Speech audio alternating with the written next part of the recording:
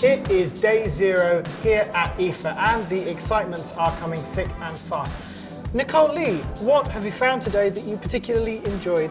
Sony made a few announcements today, one of which is the Xperia XZ, or the XZ as the British would like to call it.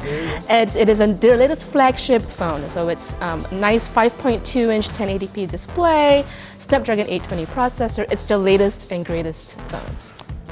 Sony also showed off the latest application for the Xperia Agent. The Xperia Agent is essentially Sony's answer to Amazon's Echo. So it has a personal voice assistant built in. And we saw the application of it where the Xperia Agent was hooked up to a coffee maker, so we could order coffee by using our voice. And you do love coffee. I do. And Dan, what did you see at the show? So I'm a sucker for a mid-range phone, and I love it when really good design trickles down from the very top of the market down to us little people. And Huawei have got the Nova and the Nova Plus, which is a 5 and a 5.5 inch pair of phones. They look absolutely gorgeous. They look like a Nexus. They've got a beautiful aluminium body. And the press conference, they were talking about how good the battery life was, how good the cameras were, and they were saying it's great for selfies. And clearly with this face, I want to share it with the world constantly.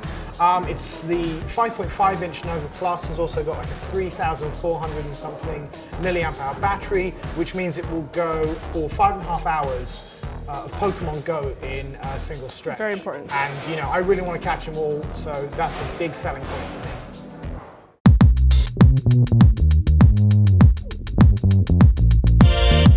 And now we're joined by James, who spent a lot of yesterday hanging out with a robot. Yes, I got to meet a little chap called the Kihan Sanbot.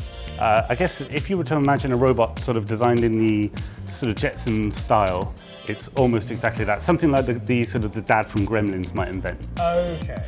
Yeah, so it's kind of cute, very like so yay high. It's like child high. They made a big deal about how it's designed for the height of children. It's got a tablet, you can interact with it on its chest, but you can speak to it, recognize its faces. It's got a projector in the back of the head. Kind of does everything. Okay, what's it for though? Right, so far they're pitching it as something that might find in a retail store to help you find the underwear section. I don't know, or if you go to a museum, it'll tell you where the gift shop is. That kind of thing. But it does like they've got an API and it can be configured to do a whole bunch of stuff.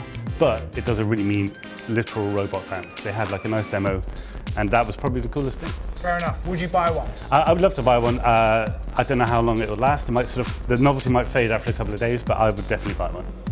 For more exciting news about dancing robots, please keep your browsers pointed at Engadget.com.